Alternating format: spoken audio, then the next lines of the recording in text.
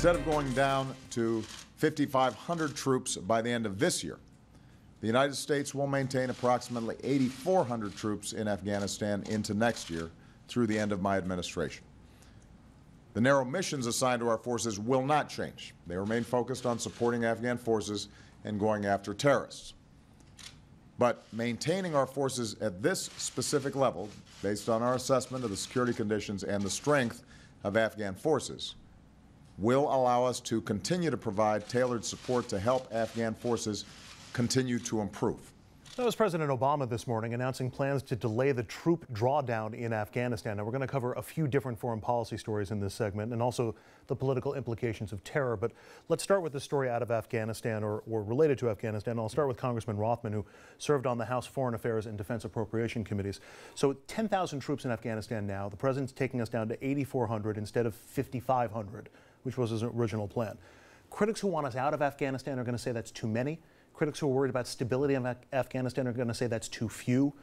But it's not unreasonable at this point to wonder if we're ever going to be out of Afghanistan. How do you respond? Well, there's actually been some progress in terms of America's involvement in Afghanistan. 13 years is a long time, and we're still there, so that's awful. We lost thousands of people, of our service people, killed and thousands more wounded. But remember, in December of 2015, President Obama announced no more combat missions for U.S. troops. So there haven't been combat missions by our troops, and we had over 100,000 troops in Afghanistan. So to bring them down or to keep them below 10,000 and limit their mission to only 2, training Afghan troops and working with them on counterterrorism, which protects America from having Afghanistan being a safe haven once again for radical Islamic terrorists who want to do harm to America. But those troops are still in harm's way, and there are legitimate questions as to whether the Afghan forces will ever be able to protect the country by themselves without our assistance, or whether it'll ever be a safe enough place where we can legitimately walk away and get to that level of stability that you were concerned about. That's true. But, you know, we've had troops in Korea, South Korea, since the Korean War. We've had troops in Europe since World War II. I'm not sure that argument soothes a lot of concerns related to Afghanistan. The bottom line is we live in a very dangerous world.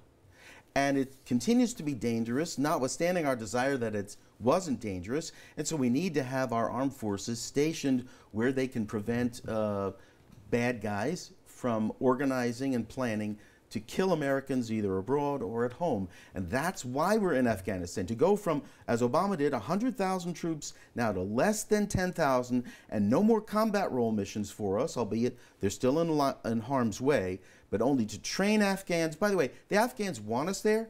They're a democracy. They're working with us on counterterrorism, and we need their help. Jeannie, this strikes me as something where President Obama is not going to be able to escape criticism from either side because he hasn't lived up to what he said he was going to be able to do. And then there's still this threat that's hanging out in Afghanistan. This is really sort of a box for the president to be in, isn't it? It absolutely is, and this is what I think is so fascinating as you think about what happens going forward. He doesn't have that much time left in office.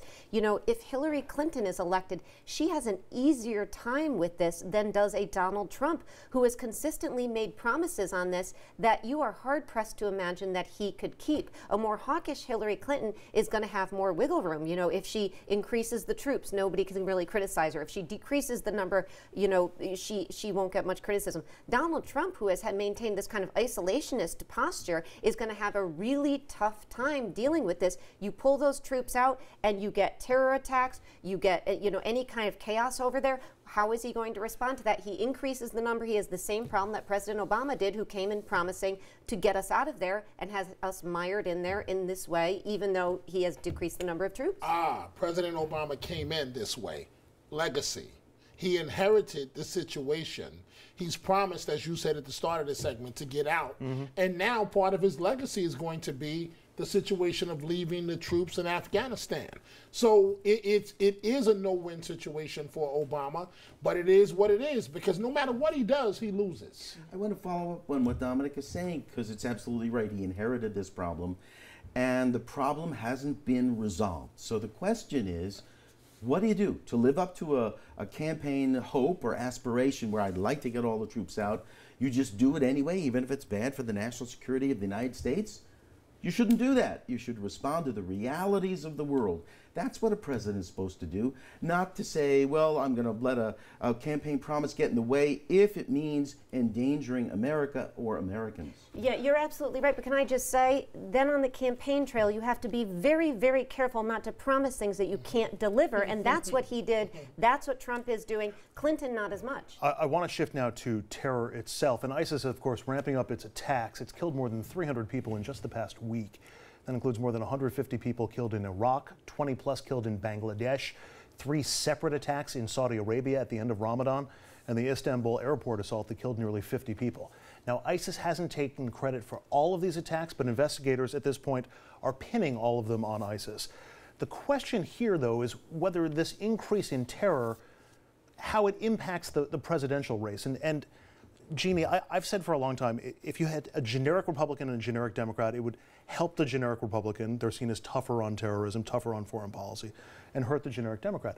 But there are arguments on both sides here. Clinton is a former Secretary of State with more experience, but she was also part of one of the architects of this foreign policy. Trump clearly doesn't have as firm a grasp on foreign policy, but he's talking tough.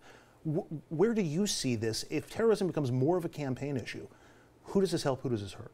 You know, I do think in the short term it helps Donald Trump because the popular belief is that he is tougher on terror. Whether people are following through with what his plans are to combat, I think, is a big question, and whether he has anything to offer there. But I think in the short term it helps him. That might change, though, going forward in the general election as he is forced to confront Hillary Clinton on a debate stage and asked really tough questions there and in interviews and forced to get into the nitty-gritty of his promise and his pledge to combat terrorism. So that could change, but I think all in all it helps Donald Trump minimally. She has the problem of being tied to President Obama, and as terrorism has increased under his watch, she has to own that. Dominic? Everyone at this table knows in the arena of politics, perception becomes reality. Trump, for all of his tough talking, whether it's legitimate or not, is the one that benefits on the issue of terrorism. God forbid, or we hope that nothing happens, but should something happen, particularly here in the United States, I know this sounds like, what is he talking about? But you might be saying, welcome President Trump at the end of the day. Congressman? I agree with Dominic that there's a possibility that it will help Mr. Trump, and I agree with the professor in that he'll, in the short term, Trump get a boost from this. But I believe in the long term, people are going to understand that this is what the stakes are.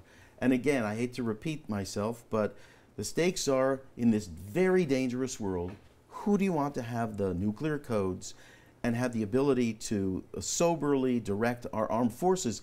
People have described Mr. Trump as a guy who says, ready, fire.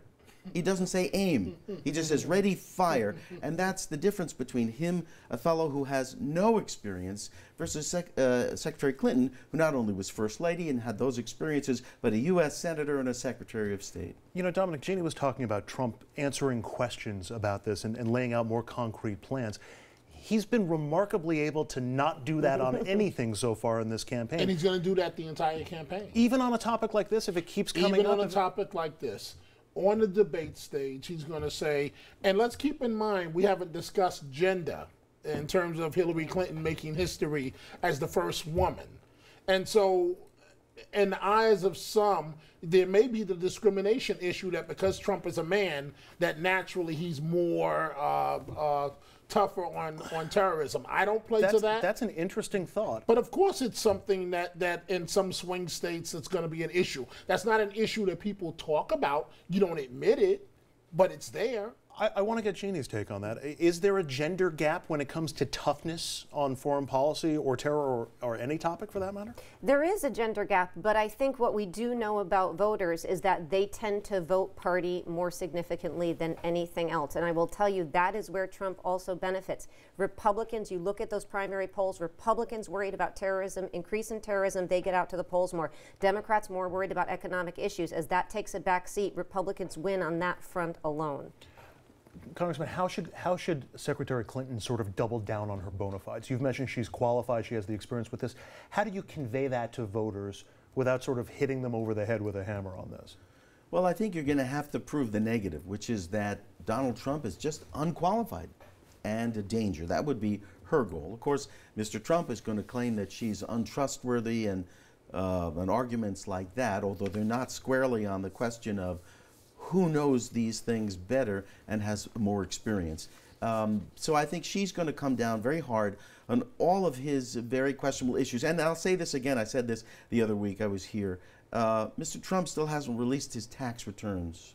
I believe there's a reason he's not releasing his tax returns and that they're not good for Donald Trump. All right, final topic in the segment, and I'm very anxious to hear your take on this, Congressman. The U.S. just released the number of people killed by drone strikes during the Obama administration. They say 2,300 enemy combatants and as many as 116 civilians, though independent reviews of our drone policy suggest those numbers could be and may in fact be much, much higher than that. And Congressman, when you attack and kill civilians through drone strikes, you leave behind family members, you leave behind friends who aren't combatants, but all that's going to do is make them hate the United States that much more.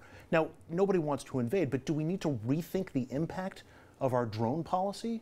I want to disagree with the premise. We are well thinking about and always thinking about impact on civilian populations. So if you look at the number of collateral kills by Russia, Syria, all the countries around the world, the United States percentage-wise is so low because we, like Israel, we take such care to avoid innocent civilians being killed. Now, we cannot ignore the dangers of people who want to blow themselves up and kill Americans either here at home or abroad. So we have to get them, and we want to minimize collateral civilian damage. So unfortunately, there will always be some, but if you look at the record, Obama's record of civilian casualties compared to every other nation in the world involved is very low. And one other thing, Obama's record on killing terrorists is probably stronger than any other president. Those are all fair points, but if you're the relative of somebody who was taken out by a U.S. drone strike, a civilian who was taken out by a drone strike,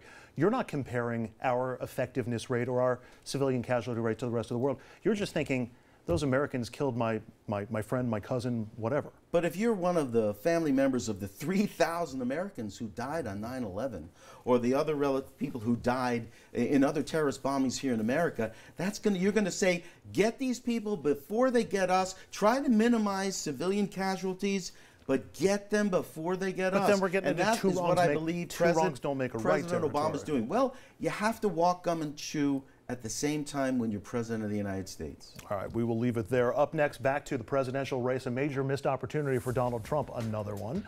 Instead of capitalizing on the Hillary Clinton email scandal, everybody's talking about how he complimented Saddam Hussein, or the tweet that is, it's being called, but it is anti-Semitic. You can't make this stuff up. We'll get into it later.